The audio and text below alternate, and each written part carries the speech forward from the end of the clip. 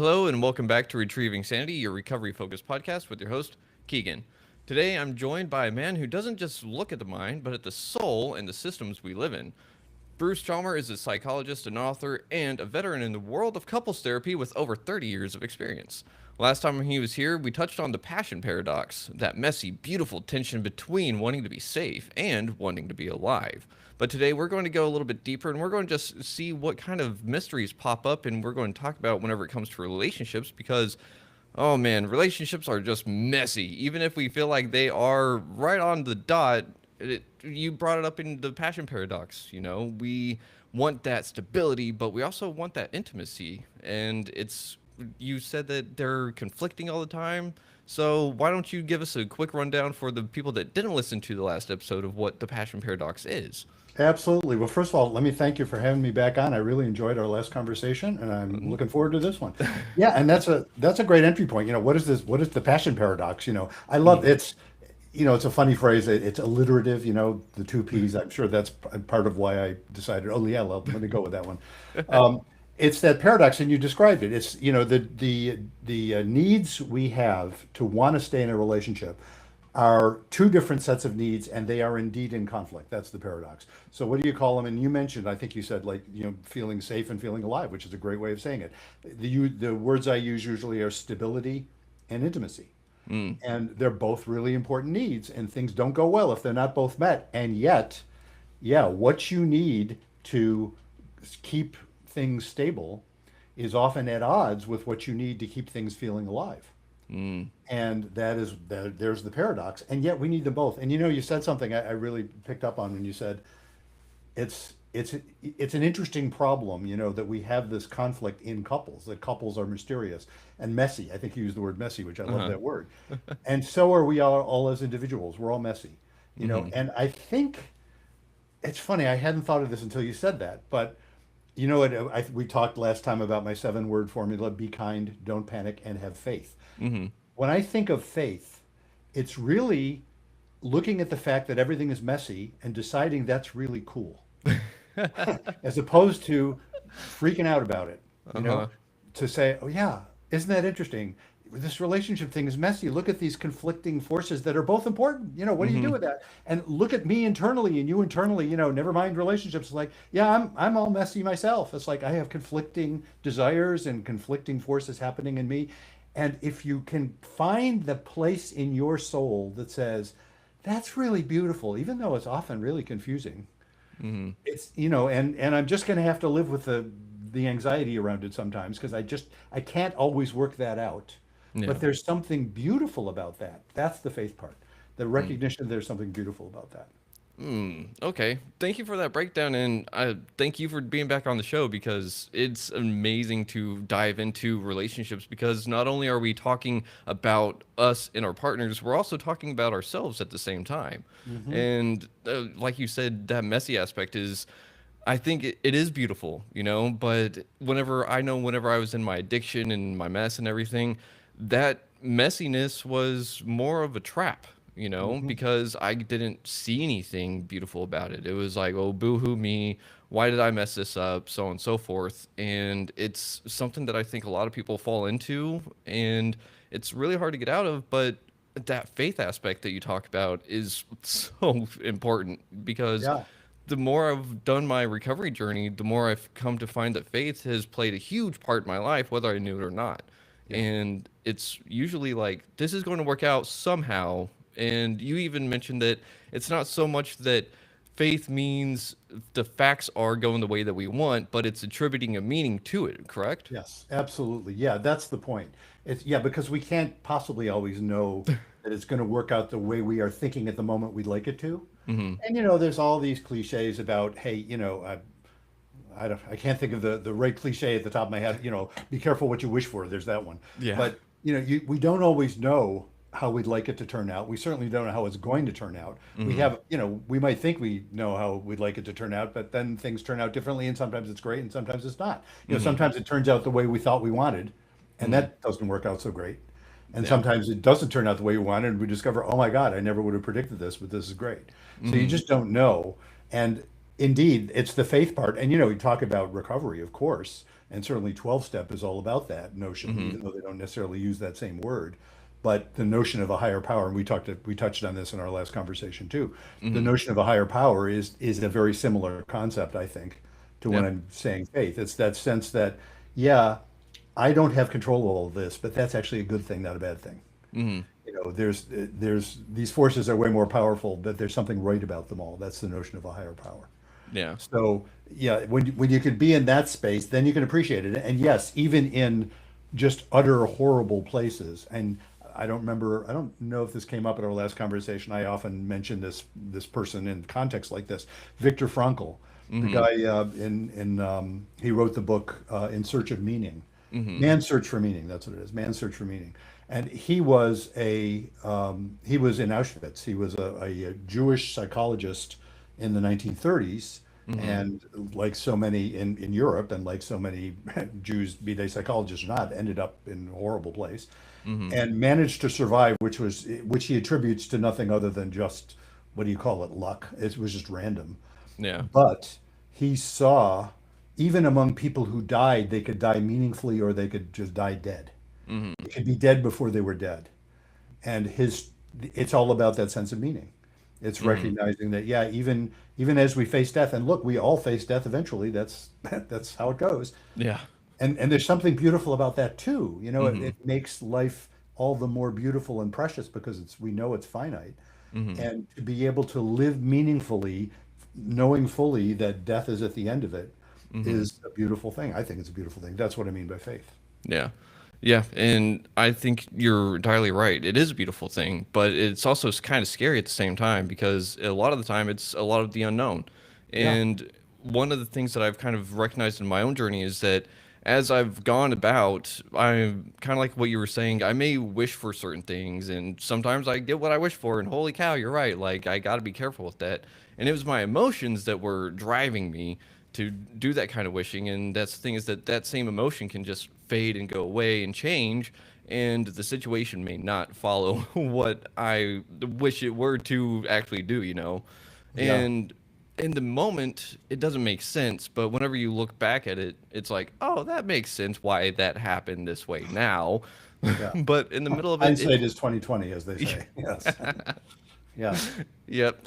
Um, and right before we had our this call started, I had asked one of my tarot decks, just like, hey, what is some things that we can talk about, or what does the audience kind of need to hear? And I had three cards pop out, and I think that they kind of go well with trying to figure out a messy situation or relationship, either with ourselves or especially with other people. And the first card that popped out was the Eight of Swords. And so the Eight of Swords is about having like a mental imprisonment, but it's usually from our own perspective, Mm. And I feel that that's how a lot of us kind of get into this situationship, as I've heard it be called, or relation slips, or just in. I haven't heard that one. Wow, that's a new one. To me, I've heard situationship. I have not heard of relation slips. I like that. I can't take credit for that. That was Command Sergeant Major over at Nehemiah, Ah, and and he was saying that the way a relationship kind of goes, it has to be like person and person, and then higher power, like, so it's a triangle of sorts, and otherwise it's a relation slip because something is going to slip up somewhere. And I was kind of like, yeah, okay, that makes sense, but not everyone is always going to have the same higher power or so on and so forth. But I think that faith aspect is the higher power in a sense, yeah. because there's something to be said there. So whenever it comes to like the Eight of Swords energy, it's about having this self imprisonment, and how do you think that we end up in this kind of imprisonment with ourselves or with other people in relationships or relationships?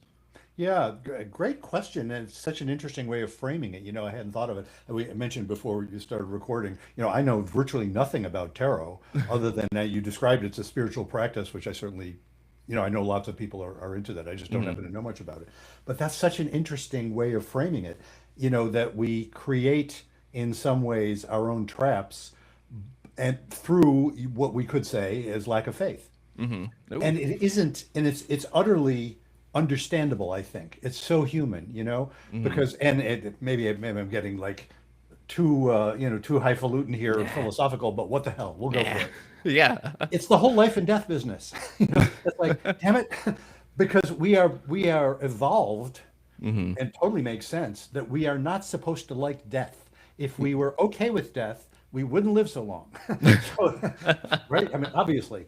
So, as a species, I mean, it's pretty much true of any species. We try to Uh-huh. avoid it at Yeah. least until you can reproduce. That's the way natural selection works. Uh-huh. So, of course, we don't like things that scare the living shit out of us, Mm-hmm. the things that feel like, oh my God, I could die from this. Mm-hmm. We're going to try and avoid that. That's what fear and panic are all about. They are necessary capabilities. It's funny to call, panic a capability, Hmm. but it is. You need it. If you're under attack, that's our brains and bodies do all the stuff necessary Mm-hmm. to take care of us if we are literally under attack, Uh-huh. some animal or person or whatever is attacking us.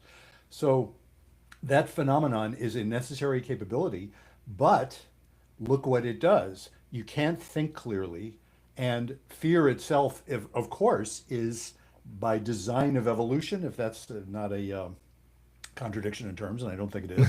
Yeah, the way we've evolved, it's that it's really unpleasant. It's supposed to be unpleasant. Panic Mm-hmm. is supposed to be unpleasant.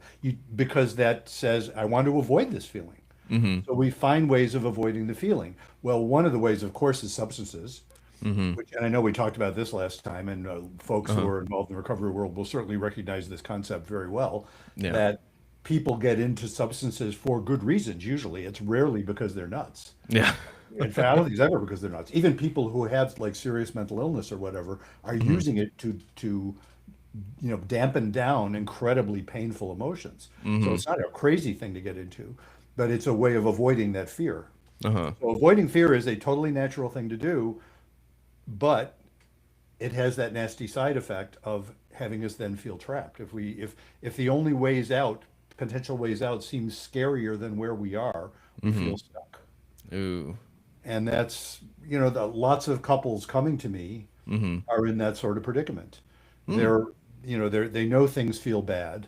They're afraid in various ways, among other things, afraid often of losing the relationship. Mm-hmm. And yet they know things feel bad. And the ways out, among the ways out, of course, is to end the relationship. But that's even scarier for many people, Mm. I totally understandably. Yeah. That's it's not what they want, Mm-mm. and they have no idea that doing that, it wouldn't necessarily make things better. Mm-hmm. So that feeling of being trapped is really a painful one. And what gets you out of that is faith, except that it's a circular definition. Uh-huh. Because what do I mean by faith? Oh, faith is that which gets you out of that. Mm. Well, what gets you out of that? Well, it's faith. I mean, it's like you look it up in the dictionary. Faith, see that which gets you out of it. You look up that which gets you out of it. See faith. It gets you going. But it's just a description of that sense of somehow recognizing that there's some way of believing that if you try something different you haven't tried, that maybe it'll help, and Mm-hmm. it's worth a try. Mm. That's what lets you open up your mind to other possibilities. Yeah. And I mean, that's such a good way to look at it because that faith aspect again is powerful because it is a way of saying like, hey, we may not know what is on the other side of that door, but I think it begs the question of, well, what if it is better Hmm. than your current situation? Yeah. And I think that that can give a spark of courage and hope and maybe even embolden someone to take that scary step, you Yeah. know? But Yeah. And even if it doesn't, mhm, it sometimes can have the effect of someone saying, well, I think I have a sense that could be better in some ways, but then, they can look at their current situation feeling less trapped. More as mhm, a choice. They say, you know what, I can actually choose this and choose to be okay with it. mhm, And I'm not saying everybody can do that all the time, yeah, but often people can in ways mhm, that might surprise them. And it's transformative because when you get two people doing this sort of thing, either one of them changes their attitude and the whole system has changed. mhm, And yeah, so you never know where that goes. mhm, Sometimes it goes that they come alive again, and yeah, that's lovely when that happens. Sometimes it doesn't go that way. It means they figure out, well, okay, we're not right for each other, which is painful, but mhm, at least it gets them unstuck. Yeah. Yeah, and I love that you actually you actually brought up the next card that was in sequence that I pulled because it is the Emperor card, you know, Uh, and the Emperor card is all about like self-regulation and being controlled of your own self and being able to set those boundaries and also at the same time not letting those boundaries be uh, how should I say, crossed essentially. mhm. And that's a really scary thing to do whenever you're in relationships, you know, Yeah. either setting them or trying to respect your boundaries and or respect your partner's boundaries if you're one of those people that didn't really know how to do that in the first place, you Yeah. know. Yes, indeed. That is, it's a lovely paradox. And, I mentioned the passion paradox. I just love the Uh-huh. notion of a good paradox, Uh-huh. because it just puts in your face. It's the whole life and death thing. It's like, well, we're supposed to be happy, even though we're supposed to be sad about dying, but we're also supposed to accept it. All of that's true. Well, Uh-huh. there's a paradox in that, in the very sense that if you can if you can get to that place of being grounded and respect to your own dignity, you don't know how that's going to turn out in a relationship. Mm-hmm. Relationships are all about simultaneously wanting to fuse with someone and also, really importantly, maintaining your individual integrity. Mm. And Yeah. often simultaneously, which sounds like it's impossible, but sex is about that. Uh-huh. I think sex is totally about that. Mm-hmm. To have sex when people aren't maintaining their individual selves, it isn't, even though, ecstatic sex is this fusion, but it's not just the fusion between the two people, it's this Mm-hmm. fusion with the whole universe, that the Yeah. tantric people talk about. Uh-huh. You have to maintain for that. I've always loved another paradox that for that to be really deeply more than satisfying, sort of deeply generative for people, you have to be simultaneously selfish and generous. Mm. It's like it to for people, and again, it's not just about in the sexual domain, it's in the Uh-huh. relationship domain generally. Mm-hmm. To be in a relationship with someone who doesn't want anything themselves is often really unsatisfying. Mm. It just doesn't work. I mean, Yeah. people try and make it work, but it doesn't work. Yeah. You have to have someone who wants what they want, Mm-hmm. and you may or may not always be able to provide it. And it Yeah. may be in conflict with what you want. Yeah. But there's something about that friction that is part of the erotic charge. Mm-hmm. Ooh. So you need that paradox. Yeah. And I mean, it almost sounds like the nice guy paradox, if you will, you know, Hmm. like you had said in our last I think last two conversations like I don't want to be a dick, but at the same time like you sometimes have to do something that may come off as dickish, you Hmm. know. And Or at least something that your partner will not like. yeah, yeah. And yes, I think it's really important that we all stay well on this side of being abusive. Mhm. You shouldn't be abusive, Mm. but you may well. It is a necessary relationship skill for anybody to be willing to displease their partner if need be, Yeah. and And that can be hard. yeah, it's not only hard, it's scary as hell Mhm. because for some people, their whole life is either based with the relationship that they have built, or maybe it's because they don't know anything else besides what they're already in. And maybe they burned bridges along the way because they were either being manipulated into doing so, or it's just something that happened because life happens, you Hmm. know? And it's weird because you know I used to try to be that nice guy, the guy that didn't want anything, the guy that would sit there and try to please more than saying like I'm going to advocate for my needs and my desires. And learning how to do that was scary as hell Yeah. because, like you said, I'd have to sometimes step on people's toes, Hmm. and that I don't want to intentionally do that, but that's the thing is that if it's something that is crossing boundaries and hurting me, and if I'm not taking care of myself, then what good does that do for the relationship? You Yeah. know? Yeah. It. Yeah, exactly. And it's interesting that skill, which again, that's what I call it, is a skill. Mm-hmm. What it involves is, radical respect for yourself and radical respect for the other, both. Huh. So that you can end up asserting what you need or don't need or don't want or whatever it might be, Mm-hmm.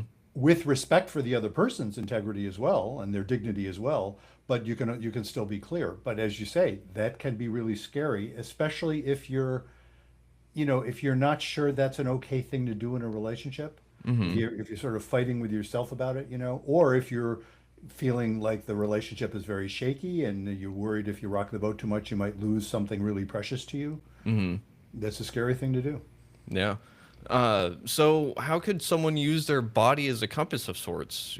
Because our bodies like to tell us what is maybe right or what is wrong. And like you said before with panic, it's one of those things like last conversation you said that whenever we survive a situation, it makes us scared of it, Yeah, But of course. It better, so right? yeah. That's how you survive a saber-toothed tiger more than once. Uh-huh. If Yeah. you survived it once, you better be afraid next time, so you'll run like crazy out of the way. Yeah.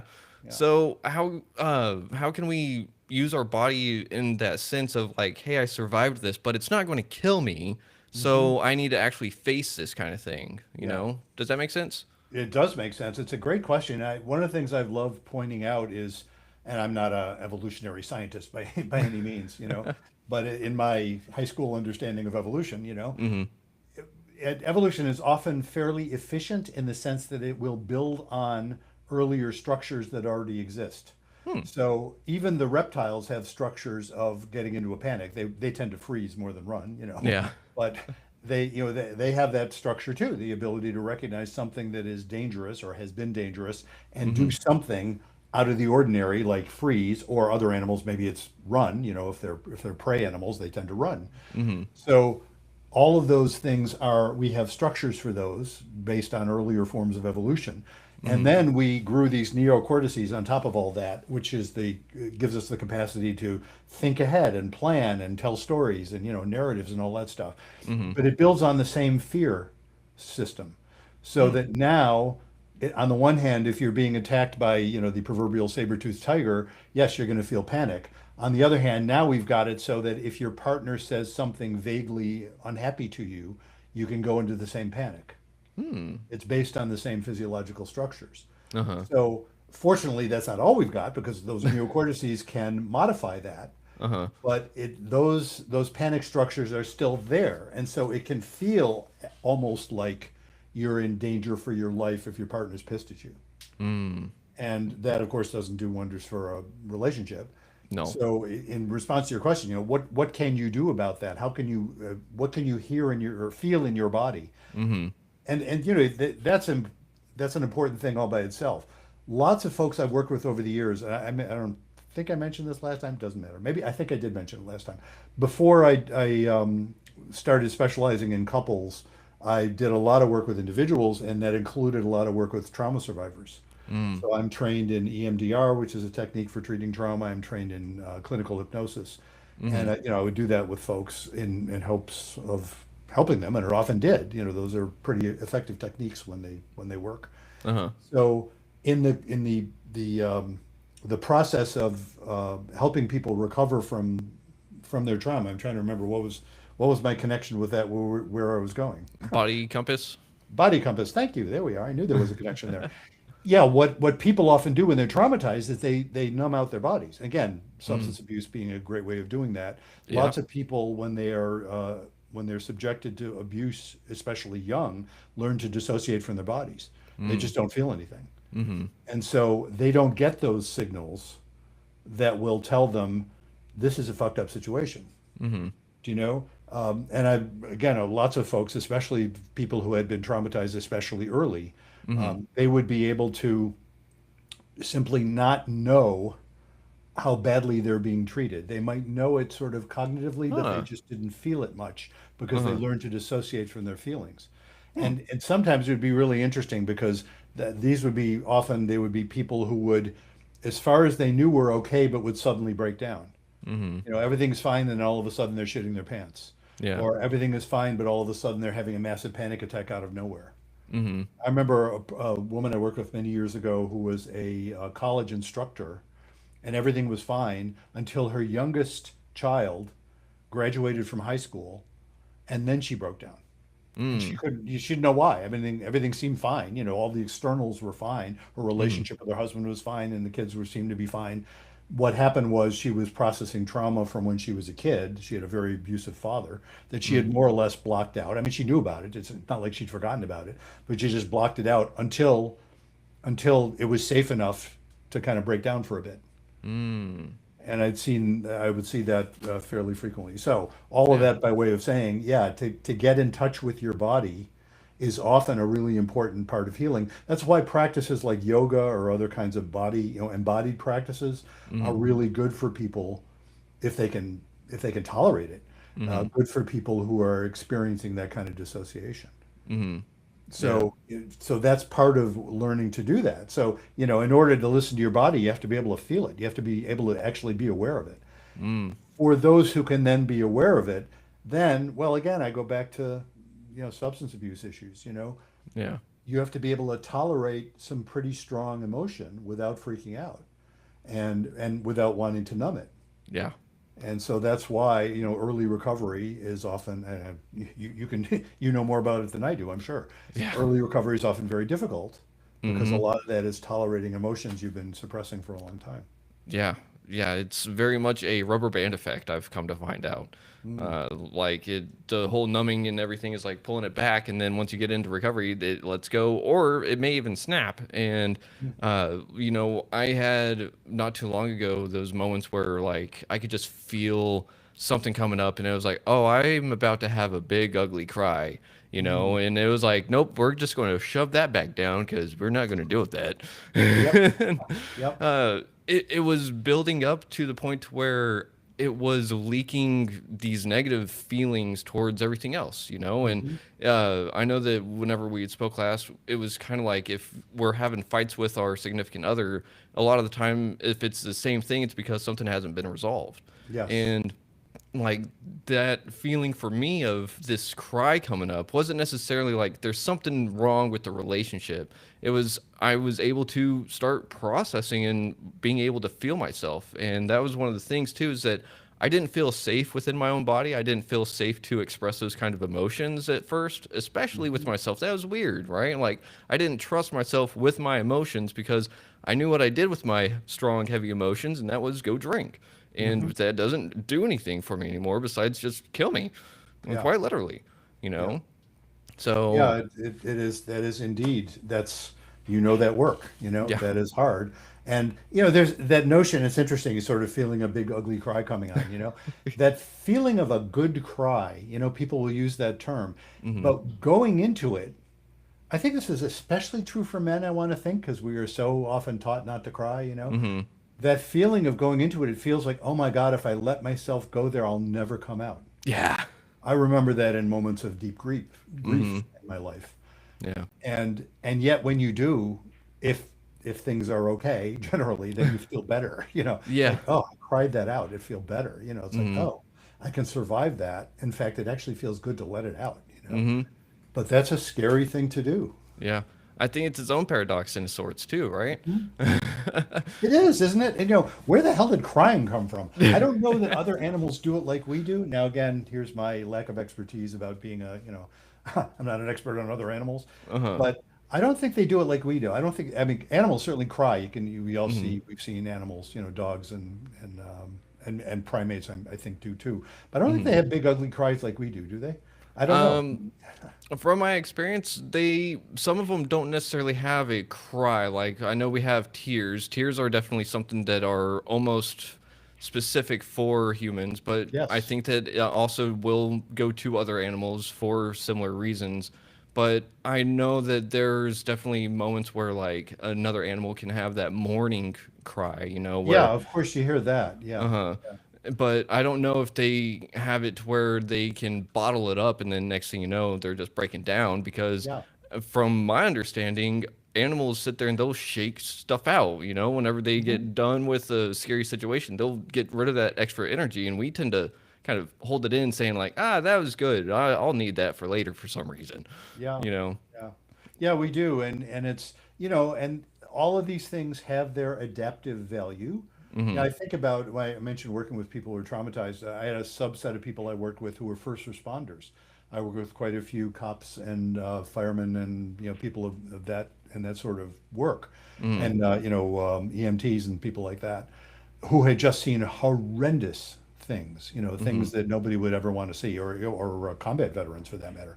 Yeah. People who saw horrible things, And how would they get through it in the moment? Well, they would just click into their training, Mm-hmm. and that means pretty much shutting down, and then they would go to pieces later. Yeah. And the ones who had the hardest time were the ones who didn't go to pieces later. Mm-hmm. In other words, they didn't process it later. And there's a lot of culture in a lot of like police departments and places like that and fire departments where you don't do that. It's like, Mm-hmm. yeah, it used to be true, I think, in the military a lot too. It's like, no, no, just, tough it out. Yeah. But they would be the ones who would often have like the more severe PTSD Mm. because they couldn't do anything about it. Yeah, I mean that would make sense because I know for myself, whenever I was raised, I didn't really have many emotions to go off of. I was raised to be happy, angry, hungry, and horny. So ha, and Yep. doesn't leave a So lot of those are room. the ones available to men, right? Pretty Yeah, much. Happy, yeah. angry, hungry, or horny. That's kind of it. Yeah. Yeah, and so whenever those sad moments came up, like I was even taught to not cry at funerals, like Oh that's my, yeah. yeah, so it's one of those things where it's like if crying wasn't good growing up, then it doesn't serve a purpose. So why do I have these feelings and they don't do anything? And so it was one of those things that as I was going through addiction, it was like I would want to cry sometimes, and it was like, nope, I know what to do with that. A good old bottle just numbs it and shuts it up for a little bit, but it honestly really didn't. It's Hmm. just one of those lies I like to tell myself because it was easier than going into the scary cry hole that I would maybe never come out of. Yeah, You know? exactly. Yeah, and that's the thing, none of that is crazy. Yeah. Your needing to cry is clearly not crazy, Mm-hmm. and your wanting to bottle it up in various contexts isn't crazy either. Do you know what I mean? Mm-hmm. None of it is crazy. So there's another statement that I'm putting in the general heading of faith. Yeah. Like, well, yeah, even when we're not crazy, which most of us, the vast majority of the time, aren't crazy. And Mm-hmm. again, I say that with a great respect and compassion for people who have certain kinds of mental illnesses that I guess I say are crazy. Mm-hmm. Schizophrenia generally is crazy. Mm-hmm. Manic episodes are generally crazy, kind of by definition. It's like, well, Mm-hmm. that's nuts. So, but even then, the what people will do to try and cope with that, it kind of makes sense. There's reasons Mm-hmm. for it. So you have to be able to accept all of that, and then you've got again the faith part. Then you got Mm-hmm. a shot at saying, okay, wait a minute, maybe I can experience this and not panic about experiencing it. It's Mm-hmm. the same thing about going into the cry hole. Maybe I can experience this, accept that there's probably really good reason for it, Mm-hmm. and actually be okay. Yeah. Don't even know that going in, but that's the leap of faith. Yeah. And then when you do that, then it usually works out better. Yeah, and like you said before, it coming out of that cry whenever everything is okay in the end, it does feel like a literal weight gets lifted off. It feels like my chest opens up and is like, hey, we're ready to feel again, whatever that may mean. Mhm. And sometimes that new feel, I mean, here's something I kind of got to ask real quick before I ask that. Where can people find you? And I believe you have a new book out as well, correct? I do, yes. Oh, let me talk about that. Yes, sure. I Yeah. can be quick. Yeah, they can find me at my website's the best place to go. It's simply brucechalmer.com. I see you Okay. have it on the screen for those who are watching. And if you can spell my name right, those who aren't watching, Brucechalmer, brucechalmer.com. That will get you information about all the various things that I'm involved with, including, indeed, my most recent book, which is called, believe it or not, The Passion Paradox, as we mentioned. The subtitle there is When You Feel Miles Apart and Still Love Each Other. Mm-hmm. So it's for folks, especially in that situation. And I am even more excited, if I may put it that way, to talk about something I developed after I released that book, which is a video course, a self-paced video course with the same title.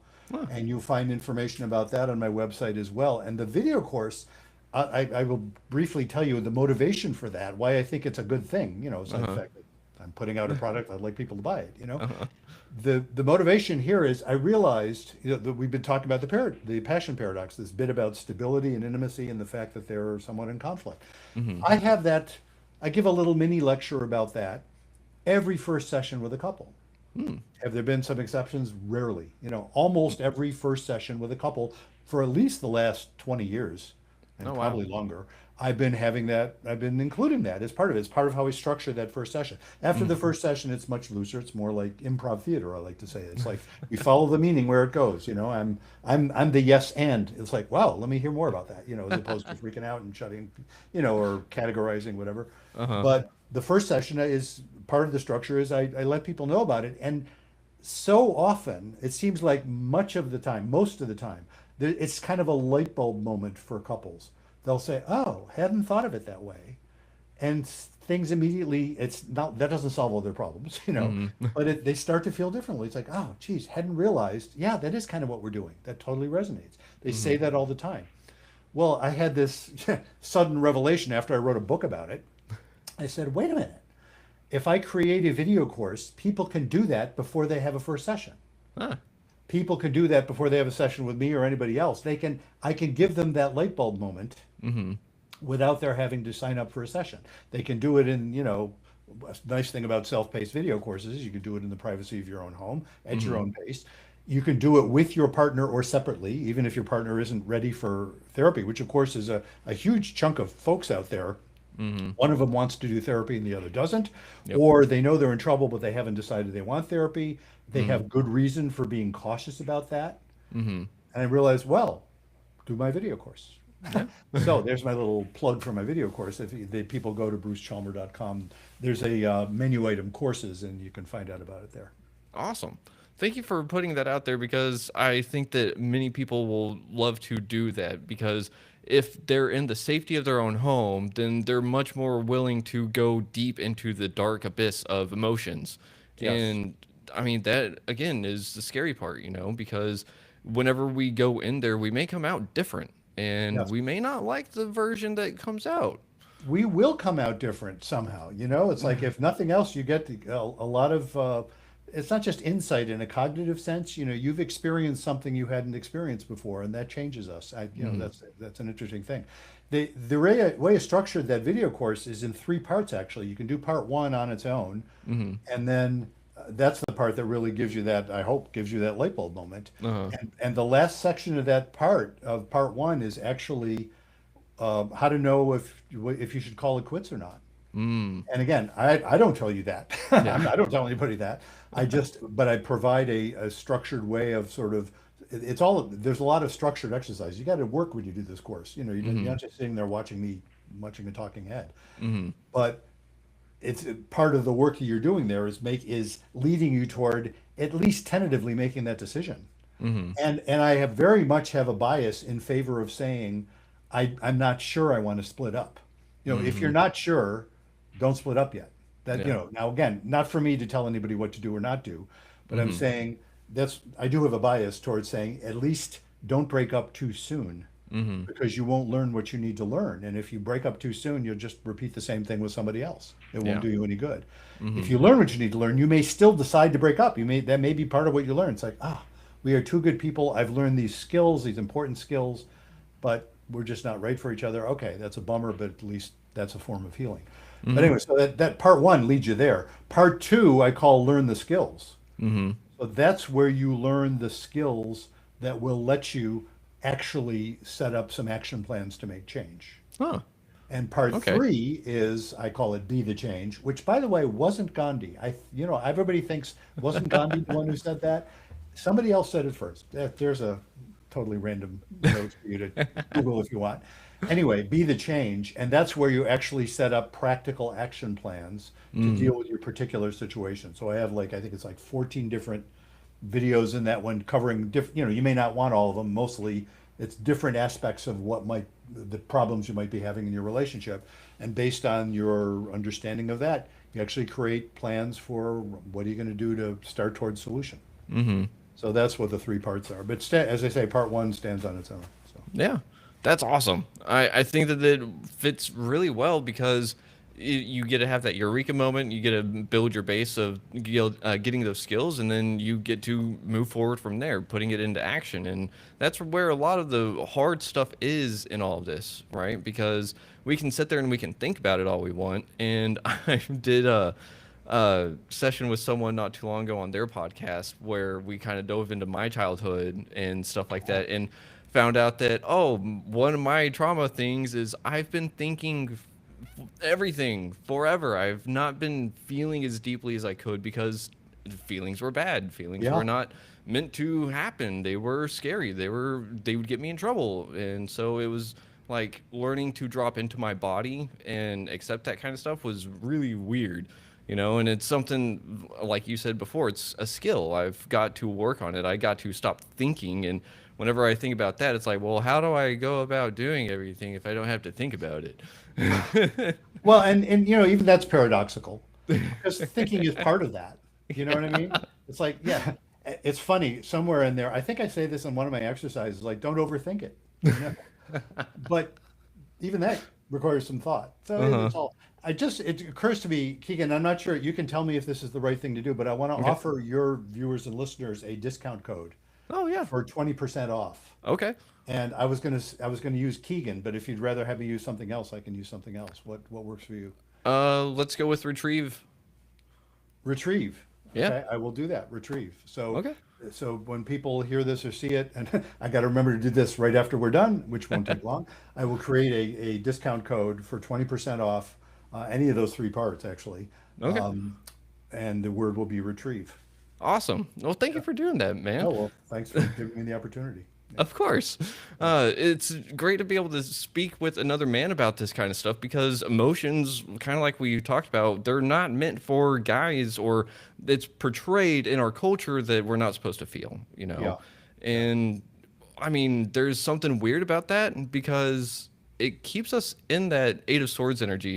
It is a imprisonment of our own making of a sorts, but we don't really always go through it because it's scary. And at some point, we have to become that Emperor card energy and set those boundaries, and even realize that we have to go into the scary unknown if we want what we actually want, you yeah, know?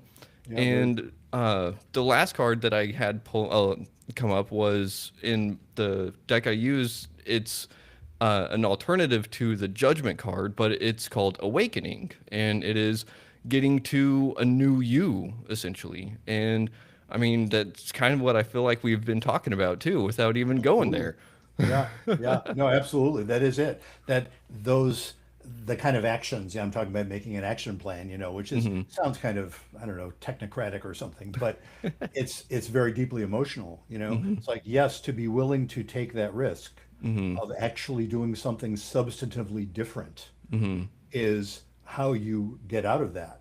Hmm. That's how you can get back to yourself and break out of that perceived trap. Yeah. Yeah. And I mean, that's the weird part, right? Because it's perceived to us that it is a trap and it's a prison that we make ourselves. We have to get out of it. We have to be willing to kind of take that step. But upon that whole thing, we may be a different person in a lot of senses that our partner may not even recognize. We may not even recognize in the mirror. Absolutely. And I love that you included both of that. Yeah, never mind, I don't know who you are. I don't know who I am either. Yeah. And I say that not by way of saying, oh, I better find out. No, I think that's one of those lovely paradoxes that Hmm. no, we can never totally know who we are because we're always a work in progress. And then there's that, and I'm sure a physicist would say, oh, don't use it this way, but I'm going to use it anyway. The Heisenberg uncertainty principle. You familiar with that concept, the Heisenberg uncertainty principle? What Uh, Heisenberg said was, I think boy, if you have physicists listening to this, they can write it and tell me I'm full of baloney, which won't be the first time. Um, Basically, you can measure the location or the velocity, I think, of an electron, but not both at the same time, oh, because as yeah. soon as what your observation changes it. Hmm. That's the point. So, applying that concept to psychology, Hmm. that's the trouble with introspection. Hmm. Some of the earliest psychologists back in the late 1800s, when they were first starting to use that term, even were introspectionists. They said, well, let me look into my own feelings and that will teach me stuff. And of course it can. But the trouble is, as soon as I look into my own feelings, I've changed them. Yeah. Right. So as soon as you change a system, you've Hmm. changed the system. It feeds back on itself. So Yeah. you can never really know, I can't know who I am. Hmm. You know, a static knowledge is death, basically. It's like at that point, then there ain't me anymore. And it's Hmm. interesting. I love to give a shout out to the Buddhists, which is over, I'm sure, sweeping over, probably largely ignorant term on my part. Well, I read about Buddhism, 50 years ago when Hmm. I was interested in it. And then there's various forms of Buddhism. And again, so in addition to the physicists writing in and saying I'm full of shit, the Buddhists can do the same thing. I respect that. But having said all that, Uh-huh. the Buddhists have a wonderful way, I think, of recognizing that sense of anxiety about death. Hmm. Their solution, I'm sure this is my lay person's understanding of it. The way they deal with death is just to say basically what makes you think you're alive. Ooh. You're all afraid of dying, but this whole business of being an independent self that starts at whenever birth, conception, whatever you want to say, and Hmm. ends at death, that's an illusion. Hmm. We're all part of the big story all the time. Yep. Over whatever time means, we're all part of it together. Yeah. So so relax. That's basically they're saying don't get so attached. Uh-huh. One of the source of, I think it was one of the Buddha's noble truths. The Hmm. source of human suffering is attachment to illusion, Yeah. and that Yep. attachment to living as an individual, and I have to have my needs met and everything, that they're saying is largely an illusion. So when you let go of that, then you still like to have chocolate if you like chocolate. It's okay.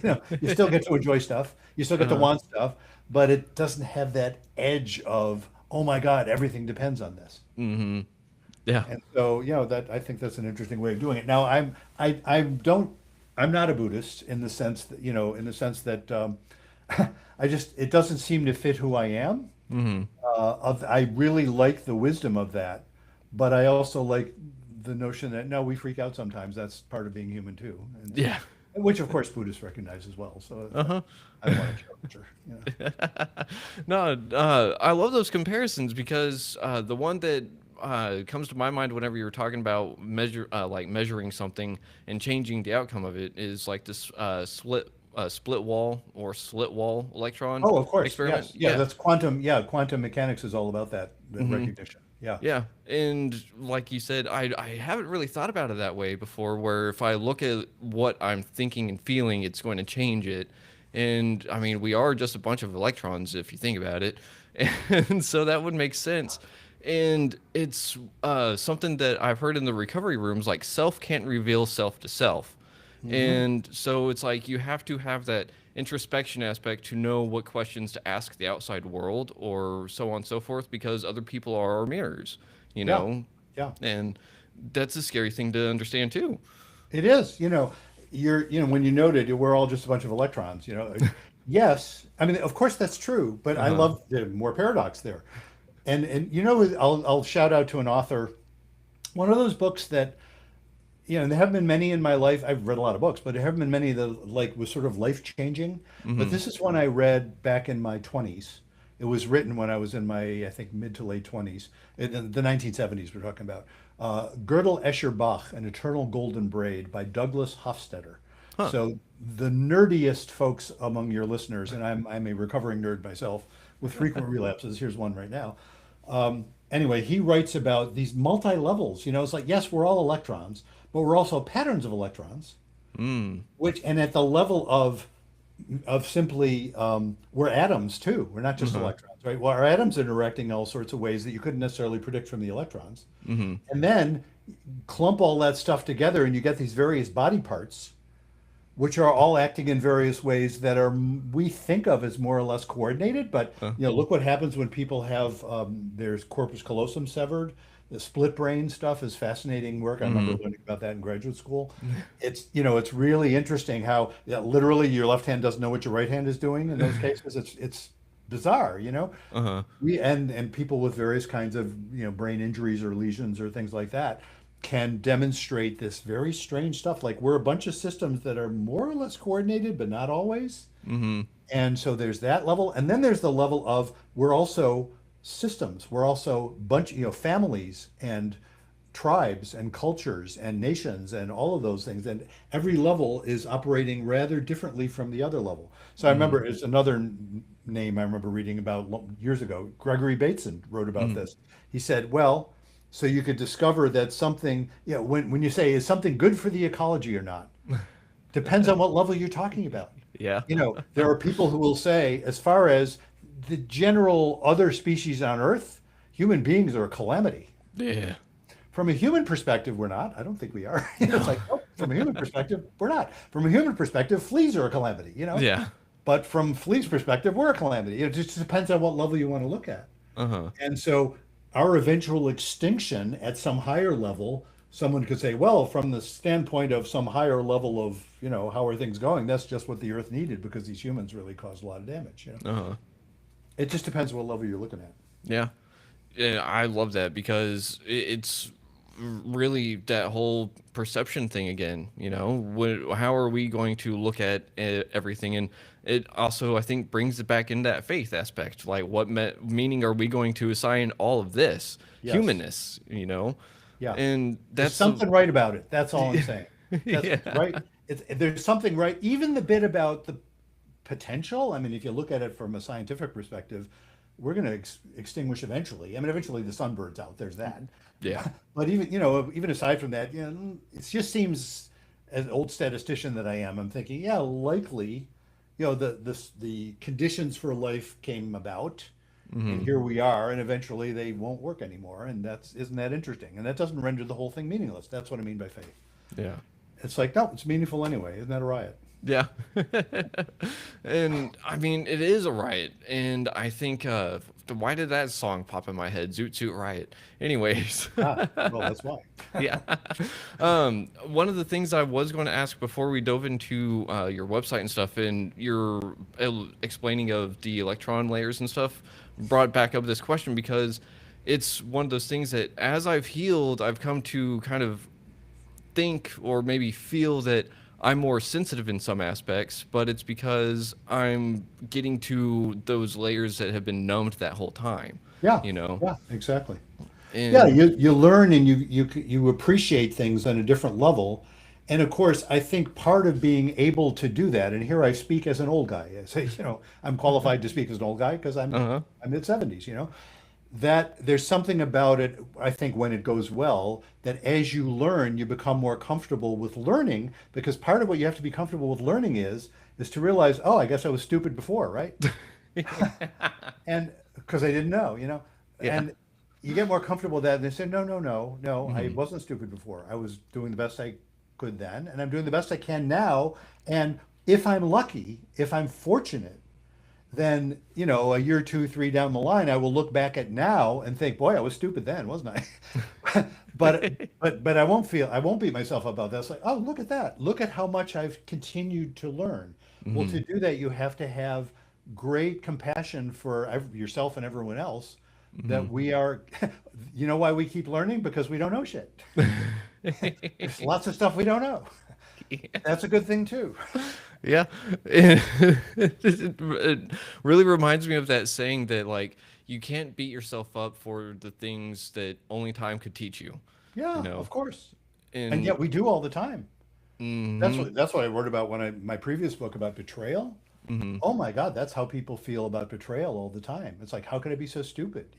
That's the first step in healing from that, is to forgive yourself for that. It's like, no, no, you weren't stupid. You're just human.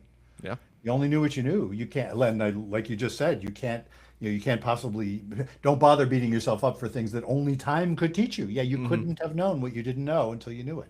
Yep. Yeah. And I think that we like to try to avoid those pitfalls. We try to avoid that emotional destruction that comes along with change a lot of the time, you know?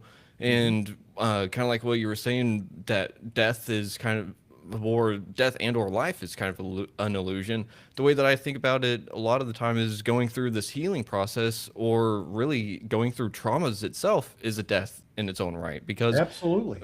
going through traumas, you're not the same person on the other side of that trauma. Going That through is, healing, you're yep. not the same person that the traumatized version of you was, you Yes. know? And so that Yeah. story ends. And indeed, one of the things I've noted, and I certainly wrote about this in my book on betrayal, when people go through that, again, here's faith again, when in the presence of faith, they will often be grateful for that lesson. Hmm. And it's amazing to hear people be grateful for what are otherwise awful things. And again, you talk about betrayals. Again, nobody's ever said, "Oh, thanks for cheating," but they have often said, "Wow." this crisis has really benefited us. Mm-hmm. And I actually had somebody I've talked about a lot on podcasts and in my book, who actually turned to her husband after a lot of amazing work about healing from his infidelity, Mm. and said, "Hey, thanks for taking one for the team." Oh. And what she meant by that was he's the one who had to feel guilty because he did the thing that is, of course, morally wrong. But Oh. they needed, she was now, this is again like a year and a half later, Uh-huh. she is now saying, "Oh my God, we are so much better off than we were before this happened, Mm-hmm. that I appreciate that growth." Mm-hmm. And you're the one who has to feel like you did the immoral thing, which you did. I mean, and he was totally, he got that. He smiled, Uh-huh. he understood that. It's like, oh Yeah. yeah, he did feel appropriately guilty. Of course he did. That's But he good. wasn't wallowing in it either, because he was also appreciative of that growth. Mm. And that's true. The same thing I have noted in talking with people who are in wheelchairs because they were in some sort of horrible accident Mm-hmm. and they lost the use of their legs, let's say. Mm-hmm. And numbers of people I've talked to over the years, and it's not a specialty of mine, but I certainly worked with plenty of folks who were in wheelchairs, and they will often say, they'll often bring it up, more than me. Would I have gotten in the car or gotten on the motorcycle if I'd known I was going to have that accident? Well, on the one hand, no, who the hell wants to go through an accident? Mm-hmm. On the other hand, and again, this takes time to get to, numbers of people have said things like, well, I like who I am now. And I wouldn't be who I am now had I not gone through that. So I Mm-hmm. really wouldn't change it, Yeah. even though I don't wish an accident on anybody. Yeah. But here I am, and I'm so grateful for what I have learned that was more or less forced on me by going through that. Mm-hmm. So that's faith. That's what I mean by faith. Yeah. Yeah. I think that's a really powerful way to look at it. And I mean, that is that kind of maturity that I thought I had whenever I was a teenager, you know? And it's one of those things that looking back at it, it's like, was I really that mature? No. Yeah, but you thought you were. Well, you were Yep. compared to how you were when you were younger, So, Yeah. This is true. We can yeah. only compare the things that we actually know and experience ourselves. And I think that's a huge thing that we got to work with that faith aspect. It doesn't necessarily rely on the facts. It relies on the meaning that we assign to the facts. Absolutely. So, Yeah. It's a mindset. I hmm talk about that in the course. It's a mindset. yeah. And because it's a mindset, it's not something you can read in a book, and just sort of, okay, I believe that, check. It's something you actually have to practice. It's a skill to be practiced, hmm the skill of faith. Yeah. And how do you do that? Well, ideally, get yourself around teachers who embody it, because you'll hmm pick it up from them.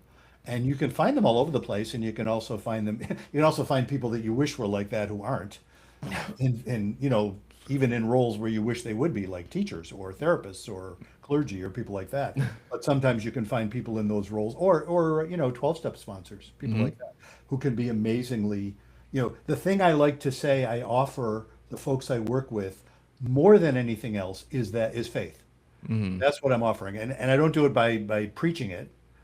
I try to do it by actually embodying it, which is to say, starting off with the essential assumption that the people I'm working with are basically decent and basically sane and basically intelligent, and we start from there.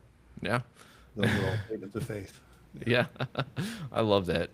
We are at the end of this episode, Dr. Mhm. Bruce Chalmer, or just Bruce Chalmer. And Either one works.